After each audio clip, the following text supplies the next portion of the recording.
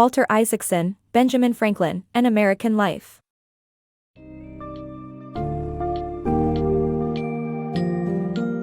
Dive into the fascinating life of Benjamin Franklin in Walter Isaacson's biography, Benjamin Franklin, An American Life. This summary provides an exploration of Franklin's early beginnings, his brilliant mind, and his innovative spirit. We follow his journey as he transitions from his humble origins in Boston to becoming a key figure in the American Revolution. Along the way, experience his fierce curiosity, passion for experiments, and his dedication to the pursuit of knowledge embodied by the Junto Society. Discover his profound contributions to American society, from scientific discoveries to his political and diplomatic engagements that helped shape the formation of the United States.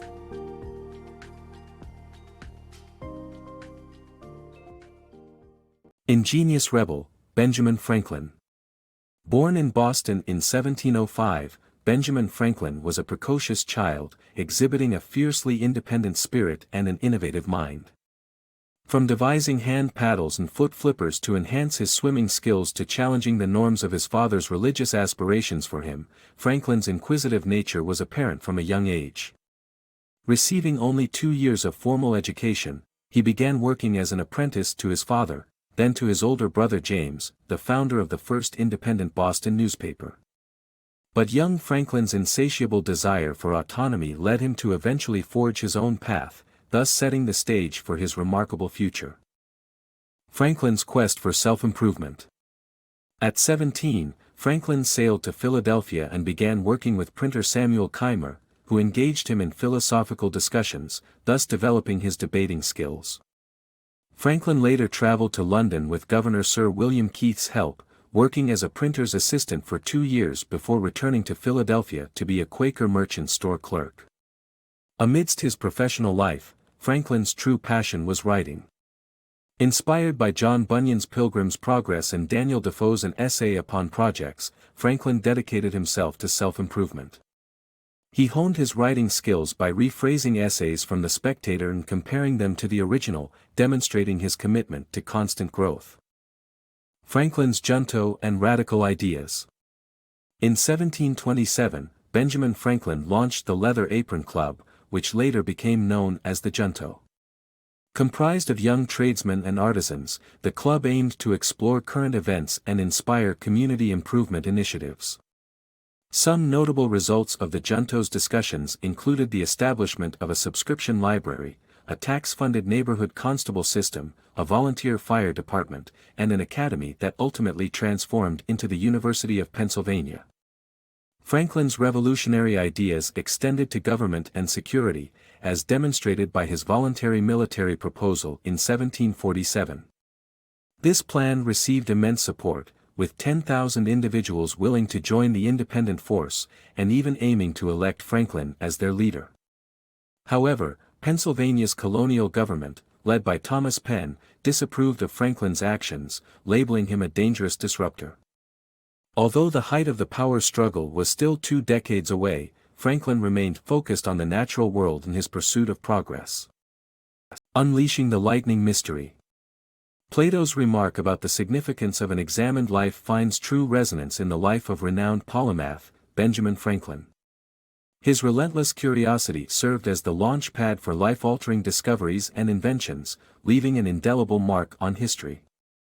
One fateful day in 1743, his fascination was piqued when he witnessed a display of electrical tricks during a Boston visit. Despite the limited understanding of electricity at the time, Franklin's inquisitiveness led him on a path to uncover the truth about this mysterious force. Through diligent experimentation, he identified the link between electricity and lightning, shedding light on what was once a supernatural enigma.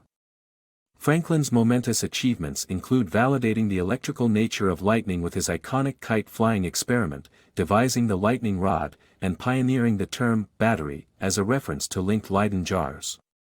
His diligence was met with both exaltation and censure, eliciting comparisons to Prometheus and, for some, earning disapproval on religious grounds.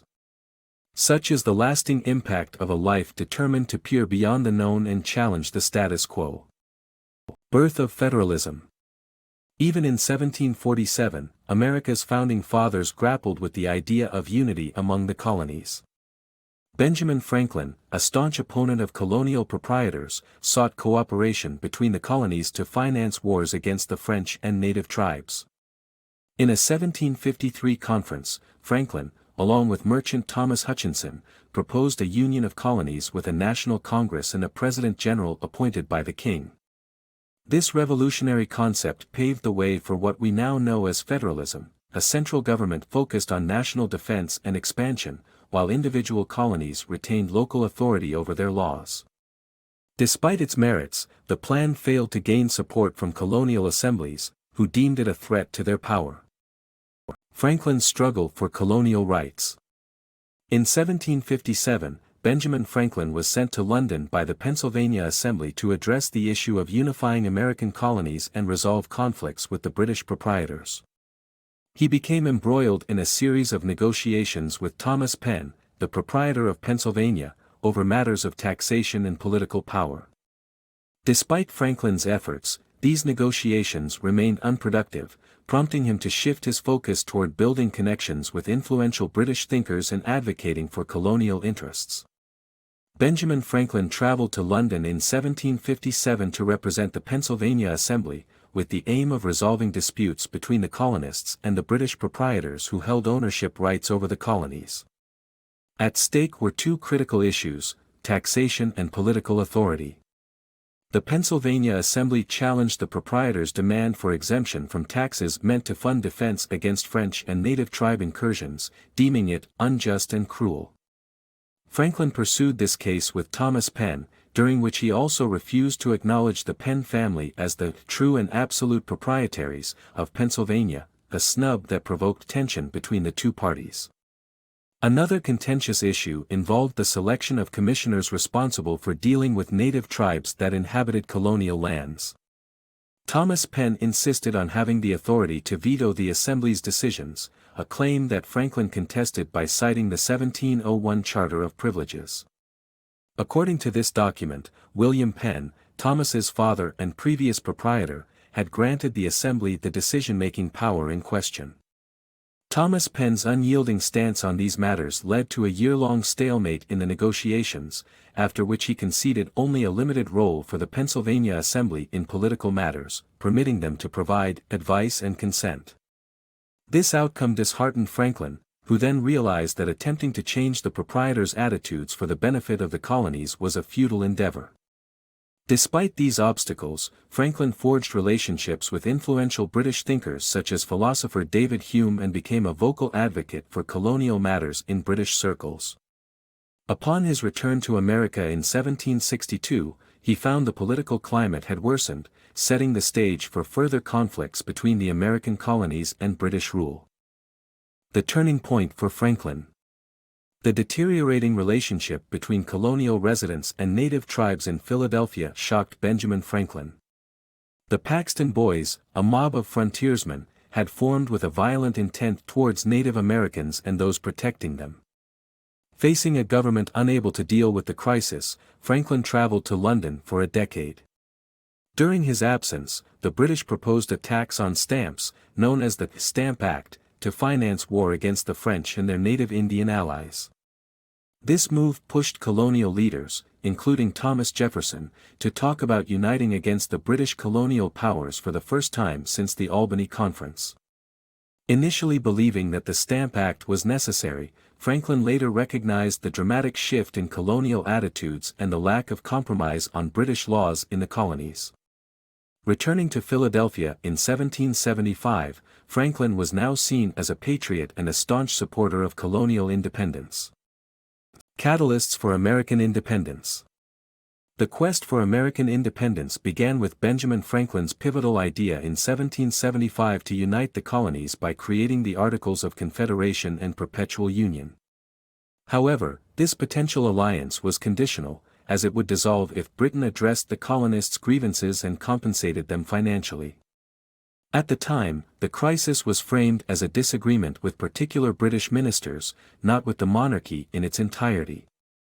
Yet, the following year, Thomas Paine's inflammatory pamphlet, Common Sense, spurred a nationwide demand for total independence, asserting that any justification for a divided society was baseless.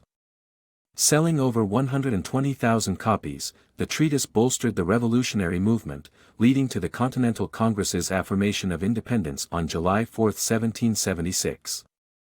Although Thomas Jefferson primarily authored the Declaration of Independence, Franklin notably modified its text to reflect humanist ideals. Specifically, he contended that all humans inherently possessed equal rights, replacing Jefferson's assertion that these truths were sacred and undeniable with the famous phrase, self-evident. Securing the French alliance. The founding of the United States rested heavily on the shoulders of Benjamin Franklin when he embarked on a crucial diplomatic mission to France in 1776.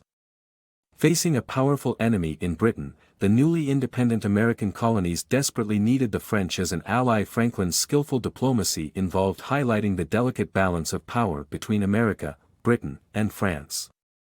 By convincing French Foreign Minister Comte de Vergennes that supporting America would be disastrous for Britain, he piqued Vergennes' interest in the idea. Franklin further enticed Vergennes by promising French sovereignty over West Indian islands if the Americans were victorious.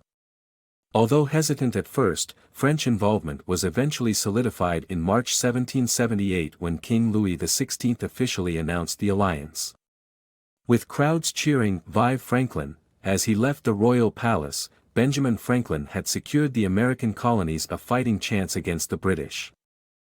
Mending fences with Britain. As the American Revolution drew to a close, Benjamin Franklin's diplomatic skills helped to rebuild the relationship with Britain while maintaining the support of France. Having initially been an isolationist, Franklin changed his position, recognizing the importance of France's assistance in the struggle for independence. This shift led to a rift with John Adams, who believed America owed nothing to France, as their support was based on national interests. However, the urgent need for French financial aid to win the war brought the focus back to maintaining a strong alliance with France, which ultimately contributed to American victory at Yorktown. Post-war peace negotiations involved Franklin navigating delicate diplomatic situations, especially with the British, to strike a balance that respected both French and American interests. He played a dangerous game by meeting with British representatives without France's knowledge, even suggesting that Britain should cede control of Canada to America, a move he knew would not sit well with the French. Despite the eventual peace treaty's controversial proclamation of American independence, which upset the French, Franklin once again managed to placate and persuade them of the merits of this new arrangement. Through his astute negotiation abilities, Franklin skillfully navigated complex relationships and solidified America's position on the international stage. Crafting a remarkable future. The year was 1781, and the United States Congress found itself in financial turmoil after the British defeat. With little power and an empty treasury, the need for change was palpable. Amidst this uncertainty, Benjamin Franklin emerged as a central figure during the 1787 Constitutional Convention. The question of state representation dominated discussions, with smaller states fearing for their liberties and larger states worrying about their assets. Franklin's solution: a bicameral Congress, featuring a lower house with proportional representation and an upper house with equal representation for all states. This ingenious compromise resonated with the people and was ultimately adopted. But Franklin's work wasn't solely focused on matters of government. He also fiercely fought for the abolition of slavery, which was pervasive in 18th-century America. As his views evolved, he took the lead of the Pennsylvania Society for promoting the abolition of slavery and championed the cause through a petition to Congress. This call for liberty, without distinction of color, faced staunch opposition from those attempting to justify slavery through biblical interpretations. Benjamin Franklin's life came to an end in 1790, at the age of 84. Throughout his life, he exemplified an undying curiosity and a dedication to seeking meaningful change. His invaluable contributions to American governance and society were celebrated by over 20,000 citizens who gathered to pay their respects during his funeral procession. As his legacy endures, it is undeniable that Franklin left an indelible mark on American history and the journey toward a more equitable future.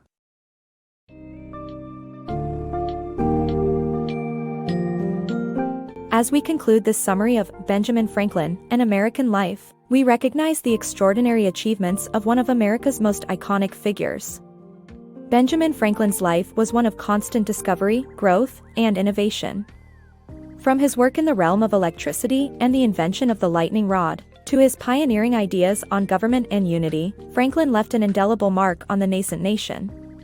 As a statesman, diplomat, scientist, and passionate advocate for the abolition of slavery, Benjamin Franklin's influence was far-reaching, and his legacy continues to shape our understanding of what it means to be American.